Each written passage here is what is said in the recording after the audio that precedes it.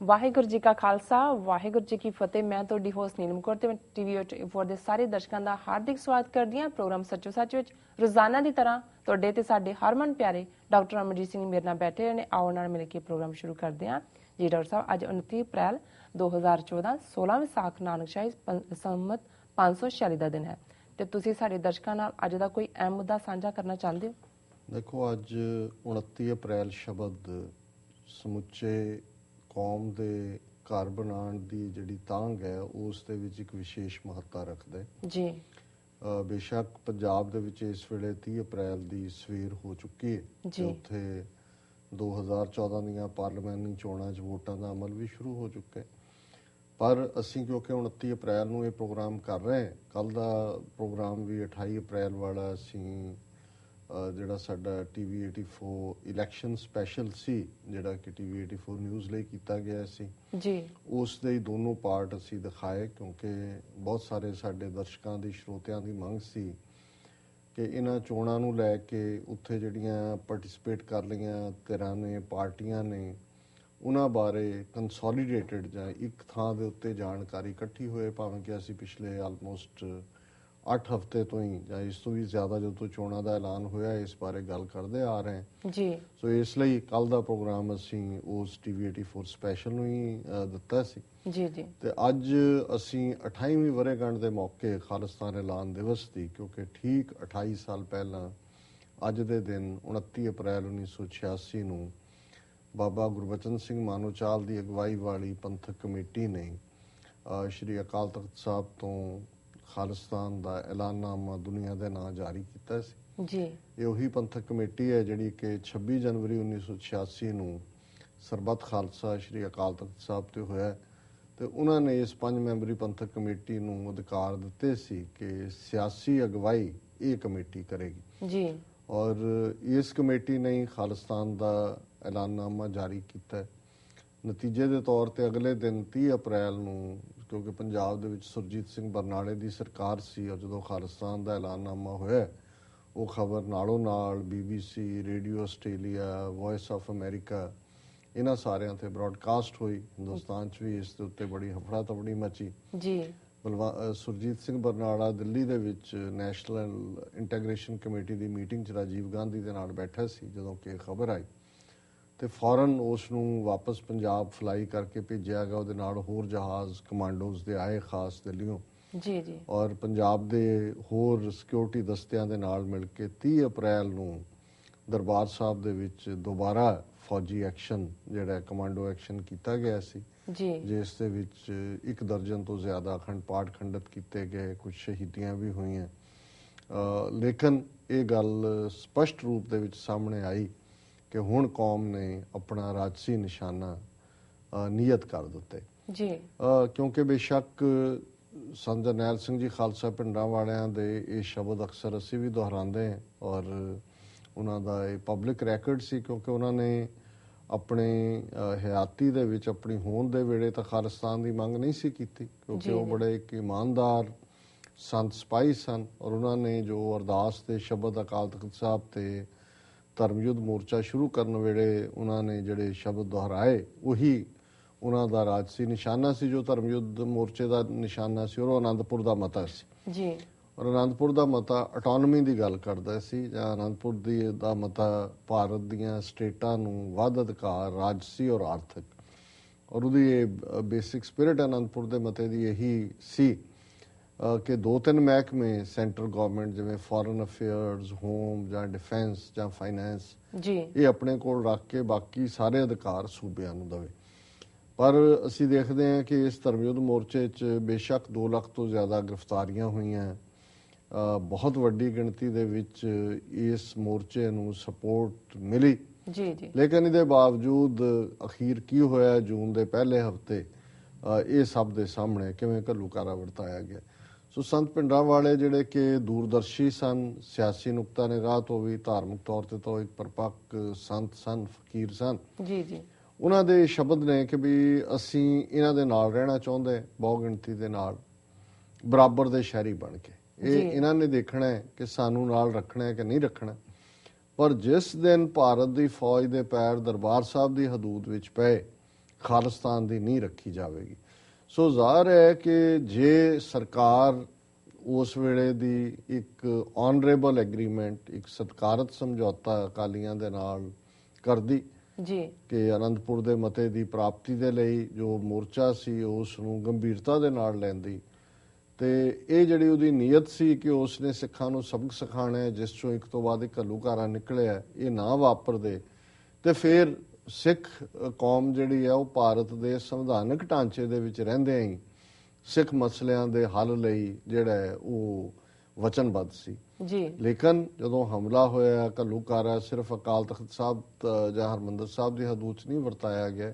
37 ਇਤਿਹਾਸਕ ਗੁਰਦੁਆਰੇ ਹਮਲੇ ਦਾ ਸ਼ਿਕਾਰ ਹੋਏ। ਪੰਜਾਬ ਭਰ ਦੇ ਵਿੱਚ 12,000 ਤੋਂ ਜ਼ਿਆਦਾ ਪਿੰਡਾਂ ਦੇ ਵਿੱਚ ਜਿਹੜੀ ਪੈਦਲ ਮੂਵਮੈਂਟ ਹੈ ਉਹ ਵੀ ਬੰਦ ਕਰ ਦਿੱਤੀ ਗਈ, ਮੀਡੀਆ ਬਾਹਰ ਕੱਢ ਦਿੱਤਾ ਗਿਆ ਜੀ ਔਰ ਫਿਰ ਇੱਕ ਤੋਂ ਬਾਅਦ ਇੱਕ ਫੌਜੀ ਐਕਸ਼ਨ ਜਿਹਨੂੰ ਆਪਰੇਸ਼ਨਸ ਦਾ ਨਾਂ ਦਿੱਤਾ ਗਿਆ, ਆਪਰੇਸ਼ਨ ਵੁੱਡ ਰੋਜ਼, ਫਿਰ ਬਾਅਦ 'ਚ operation Chase, operation assault, operation final solution, ਇਹ ਸਾਰੇ ਨਾਂ ਸੀ ਜਿਹੜੇ ਕਿ ਇੱਕ ਤੋਂ ਬਾਅਦ ਇੱਕ ਸਿੱਖ ਜਵਾਨੀ ਦਾ ਘਾਣ ਕਰਨ ਦੇ ਲਈ ਸੀ। ਜੀ ਸੋ ਬਾਬਾ ਗੁਰਬਚਨ ਸਿੰਘ ਮਾਨੋਚਾਲ ਨੂੰ 26 ਜਨਵਰੀ 1986 ਦਾ ਜਿਹੜਾ ਇਕੱਠ ਹੈ ਸਰਬੱਤ ਖਾਲਸਾ ਦਾ, ਉਹ ਅਗਵਾਈ ਦਿੰਦਾ ਹੈ ਔਰ ਉਹਨਾਂ ਨੇ ਉਸ ਵੇਲੇ ਜਿਹੜੇ ਕੁਝ ਇੰਦਾ ਹਾਈਡਿੰਗ ਸੀ, ਅੰਡਰਗਰਾਉਂਡ ਸੀ ਸਿੱਖ ਬੁੱਧੀਜੀਵੀ, ਕੁਝ ਹੋਰ ਸੰਤਾਂ ਦੇ ਜਿਹੜੇ ਸਾਥੀ ਸਹਿਯੋਗੀ ਰਹੇ ਸਨ, ਉਹਨਾਂ ਸਾਰਿਆਂ ਦੇ ਨਾਲ ਸੰਪਰਕ ਕੀਤਾ, ਸਲਾਹ ਕੀਤੀ ਔਰ ਉਸ ਵੇਲੇ ਇਹੀ ਗੱਲ ਸਪਸ਼ਟਤਾ ਦੇ ਨਾਲ ਸਾਹਮਣੇ ਸੀ। ਹਾਲਾਂਕਿ ਭਾਰਤ ਦੀਆਂ ਏਜੰਸੀਆਂ ਇਸ ਗੱਲ ਦੇ ਵਿੱਚ ਕਾਮਯਾਬ ਰਹੀਆਂ ਸਨ ਕਿ ਸੰਤਾਂ ਦੀ ਆਪਣੀ ਸੰਸਥਾ ਦਮਦਮੀ ਟਕਸਾਲ, ਉਹਨਾਂ ਤੋਂ ਤਾਂ ਉਹਨਾਂ ਨੇ ਕਹਾ ਦਿੱਤਾ ਸੀ ਜੀ ਕਿ ਸੰਤ ਚੜ੍ਹਦੀ ਕਲਾ 'ਚ ਨੇ ਜੀ ਔਰ ਇਸ ਲਈ ਕਿਉਂਕਿ ਉਹ ਇੱਕ ਐਸਾ ਸਸਪੈਂਸ ਕ੍ਰੀਏਟ ਕਰ ਦਿੱਤਾ ਹੈ ਕਿ ਜੀ ਸੰਤ ਆਣਗੇ ਉਹੀ ਅਗਵਾਈ ਦੇਣਗੇ।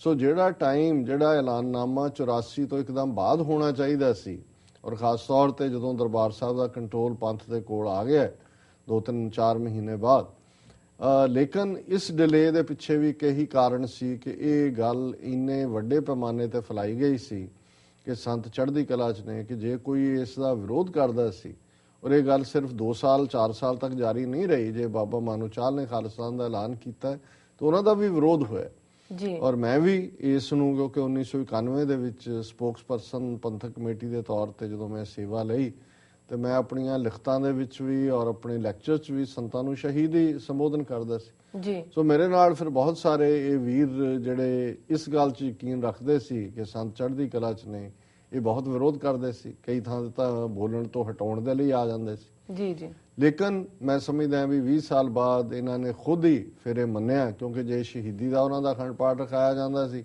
ਇਹ ਬਰਾਬਰ ਤੇ ਅਖੰਡ ਪਾਠ ਰਖਾ ਦਿੰਦੇ ਸੀ ਸੰਤਾਂ ਦੀ ਚੜ੍ਹਦੀ ਕਲਾ ਲਈ। ਜੀ ਹੁਣ ਅੱਜ ਜ਼ਾਹਰ ਹੁੰਦਾ ਹੈ ਵੀ ਕਿਵੇਂ ਇੰਡੀਅਨ ਏਜੰਸੀਆਂ ਨੇ ਗੇਮ ਖੇਡੀ। ਇੱਕ ਤਾਂ ਉਹਨਾਂ ਨੇ ਇਹੀ ਖਾਲਿਸਤਾਨ ਦਾ ਐਲਾਨ 84 ਦੇ ਵਿੱਚ ਹੁੰਦਾ ਤੇ ਪੋਲੀਟੀਕਲ ਡਾਇਰੈਕਸ਼ਨ ਹੋਰ ਹੁੰਦੀ।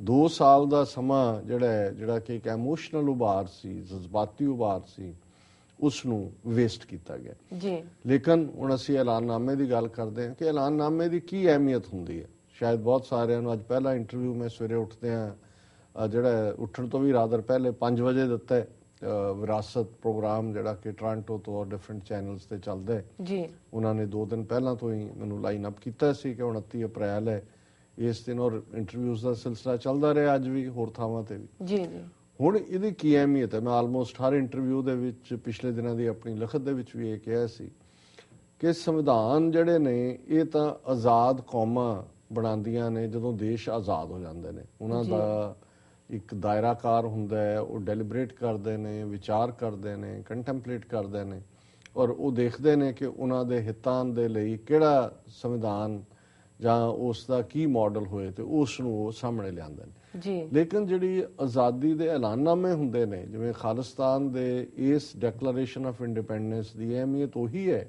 ਅੱਜ ਵੀ, ਔਰ ਆਜ਼ਾਦ ਖਾਲਿਸਤਾਨ ਵਿੱਚ ਇਹ ਦਿਨ ਜਿਹੜਾ ਹੈ ਇਵੇਂ ਹੀ ਮਨਾਇਆ ਜਾਏਗਾ ਜਿਵੇਂ ਅਮਰੀਕਾ ਦੇ ਵਿੱਚ 4 ਜੁਲਾਈ 1776 ਦਾ ਦਿਨ ਮਨਾਇਆ ਜਾਂਦਾ ਹੈ। ਜੀ ਜੀ ਤੁਸੀਂ ਕਿਸੇ ਵੀ ਐਵਰੇਜ ਅਮਰੀਕਨ ਨੂੰ ਪੁੱਛੋ ਕਿ ਅਮਰੀਕਾ ਦਾ ਕਨਸਟੀਟਿਊਸ਼ਨ ਕਦੋਂ ਲਿਖਿਆ ਗਿਆ ਸੀ, ਸੰਵਿਧਾਨ ਕਦੋਂ ਲਿਖਿਆ ਗਿਆ ਸੀ, ਸਕੂਲ ਦੇ ਵਿਦਿਆਰਥੀਆਂ ਤੋਂ ਬਿਨਾਂ ਜਿਨ੍ਹਾਂ ਨੂੰ ਸ਼ਾਇਦ ਘੋਟਾ ਲਵਾਇਆ ਹੋਏ ਕਿਸੇ ਨੂੰ ਯਾਦ ਨਹੀਂ ਹੈ। ਜੀ ਜੀ ਲੇਕਿਨ ਉਹਨਾਂ ਨੂੰ ਪੁੱਛੋ ਕਿ ਵੀ ਆਜ਼ਾਦੀ ਦਿਨ ਕਿਹੜਾ ਹੈ ਅਮਰੀਕਾ ਦਾ, ਤੇ ਉਹ ਕਹਿਣਗੇ ਜੀ 4 ਜੁਲਾਈ। ਹੁਣ ਕੋਈ 4 ਜੁਲਾਈ ਨੂੰ ਆਜ਼ਾਦੀ ਨਹੀਂ ਸੀ ਮਿਲ ਗਈ, ਉਸ ਤੋਂ ਬਾਅਦ ਵਾਰ ਹੋਈ ਹੈ, 5 ਸਾਲ ਲੜਦੇ ਰਹੇ ਨੇ, ਹਜ਼ਾਰਾਂ ਲੋਕ ਮਰੇ। ਜੀ ਪਰ ਇਹ ਰਿਜ਼ੋਲਵ ਸੀ, ਪ੍ਰਣ ਸੀ। 4 ਜੁਲਾਈ 1776 ਨੂੰ 13 ਕਾਲੋਨੀਜ਼, 13 ਬਸਤੀਆਂ ਦੇ ਨੁਮਾਇੰਦੇ ਜਿਹੜੇ ਨੇ ਉਹ ਫਿਲਾਡੈਲਫੀਆ 'ਚ ਇਕੱਠੇ ਹੋਏ। ਉਹਨਾਂ ਨੇ ਐਲਾਨ ਕੀਤਾ ਵੀ ਅਸੀਂ ਅੰਗਰੇਜ਼ਾਂ ਦੇ ਨਾਲ ਨਹੀਂ ਰਹਿਣਾ, ਕਿਉਂਕਿ ਇਹ ਟੈਕਸ ਲਾ ਰਹੇ ਨੇ, ਸਾਡੀ ਧਰਤੀ ਹੈ। ਹਾਲਾਂ ਜਿਹੜੇ ਐਲਾਨ ਕਰਨ ਵਾਲੇ ਵੀ ਗੋਰੇ ਸੀ, ਪਰ ਉਹ ਸਮਝਦੇ ਸੀ ਵੀ ਅਮਰੀਕਾ ਸਾਡਾ ਮੁਲਕ ਹੈ, ਬ੍ਰਿਟਨ ਨੇ ਆ ਕੇ ਇੱਥੇ ਕਬਜ਼ਾ ਕੀਤਾ ਹੋਇਆ। ਜੀ ਔਰ ਉਸੇ ਇਕੱਠ 'ਚ ਹੀ ਹੈਨਰੀ ਪੈਟਰਿਕ ਨੇ ਨਾਰਾ ਦਿੱਤਾ ਸੀ ਕਿ ਗਿਵ ਮੀ ਲਿਬਰਟੀ ਔਰ ਗਿਵ ਮੀ ਡੈਥ, ਜੀ ਕਿ ਹੁਣ ਜਾਂ ਮੌਤ ਹੋਏਗੀ ਜਾਂ ਆਜ਼ਾਦੀ ਹੋਏਗੀ।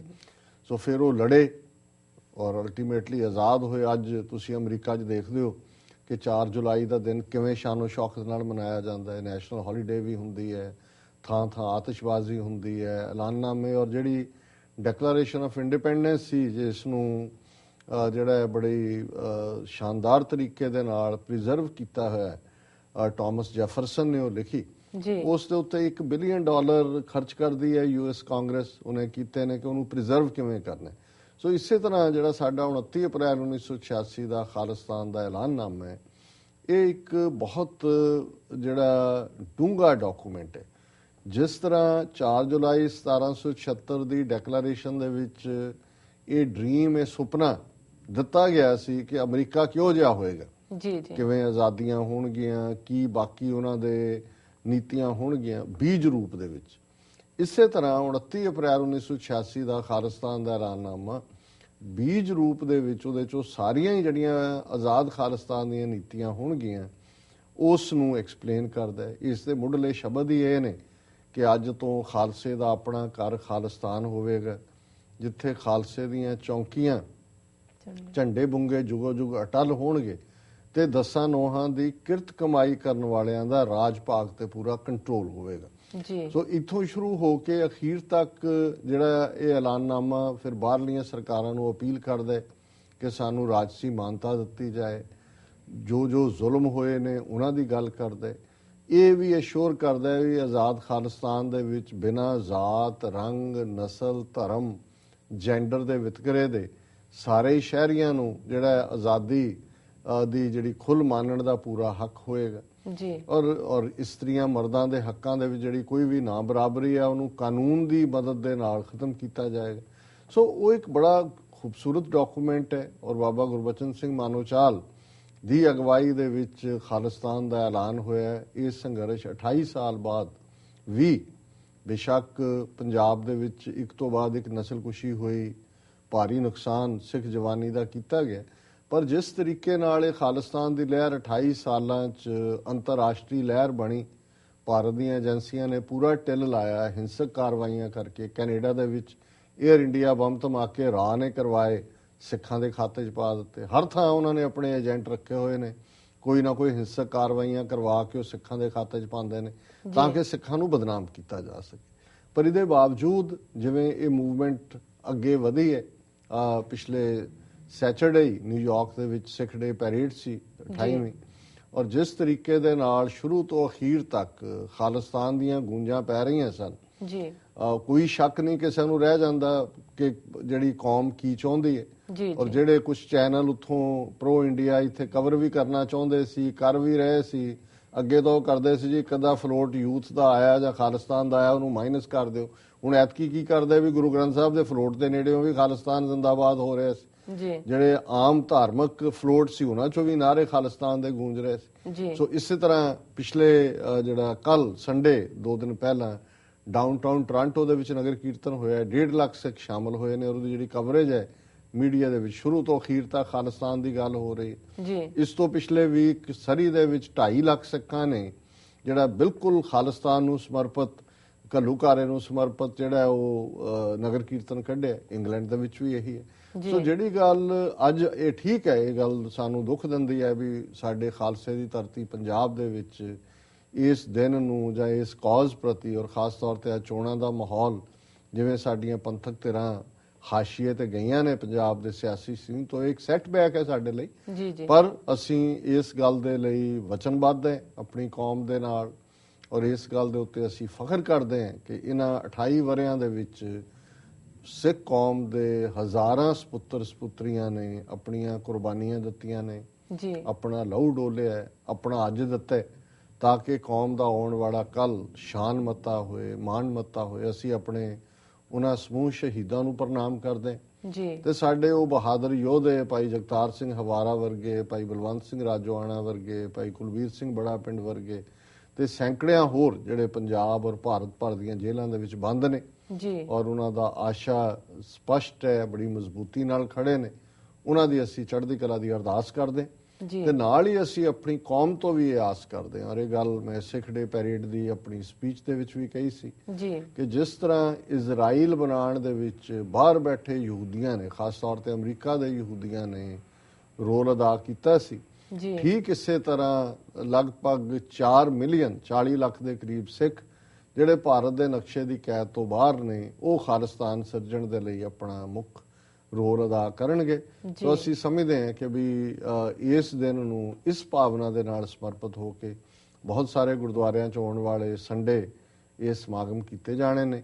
ਕਈ ਥਾਂ ਤੇ ਦੁਨੀਆ 'ਚ ਅੱਜ ਦੇ ਦਿਨ ਵੀ ਸੈਲੀਬ੍ਰੇਟ ਹੋ ਰਿਹਾ। ਸੋ ਅਸੀਂ ਜਿਹੜਾ ਇਸ ਪ੍ਰਣ ਨੂੰ ਦੁਹਰਾਈਏ ਕਿ 20ਵੀਂ ਸਦੀ ਦੇ ਮਹਾਨ ਸਿੱਖ ਸ਼ਹੀਦ ਸਨ ਜਰਨੈਲ ਸਿੰਘ ਜੀ ਖਾਲਸਾ ਪਿੰਡਰਾਂਵਾਲਿਆਂ ਦੇ ਇਹ ਸ਼ਬਦ ਨੇ, ਜੀ ਖਾਲਸਾ ਜੀ ਸ਼ਹੀਦਾਂ ਦੇ ਖੂਨ ਦਾ ਹੱਕ ਲੈਣੇ। ਜੀ ਜੀ ਤੇ ਸ਼ਹੀਦਾਂ ਦੇ ਖੂਨ ਦਾ ਹੱਕ ਲੈਣ ਦਾ ਮਤਲਬ ਖਾਲਿਸਤਾਨ ਦੀ ਪ੍ਰਾਪਤੀ ਹੈ।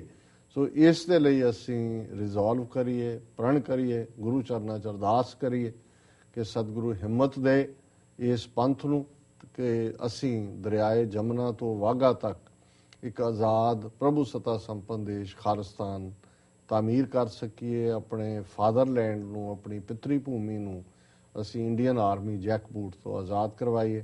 ਸੋ ਅੱਜ ਦੇ ਇਸ ਮੁਬਾਰਕ ਦਿਨ ਜਿੱਥੇ ਮੈਂ ਸਿੱਖ ਸੰਗਤਾਂ ਨੂੰ ਵਧਾਈ ਦਿੰਦਾ, ਜੀ ਉੱਥੇ ਨਾਲ ਹੀ ਇਸ ਪ੍ਰਣ ਨੂੰ ਦੁਹਰਾਉਣ ਦੀ ਲੋੜ ਦੇ ਉੱਤੇ ਮੈਂ ਫਿਰ ਜ਼ੋਰ ਦਿਆਂਗਾ ਕਿ ਅਲਟੀਮੇਟਲੀ ਵਿਸ਼ਫੁਲ ਥਿੰਕਿੰਗ ਦੇ ਨਾਲ ਕਿਸੇ ਗੱਲ ਨੂੰ ਚਾਹਣ ਦੇ ਨਾਲ ਕੋਈ ਗੱਲ ਨਹੀਂ ਬਣ ਜਾਂਦੀ।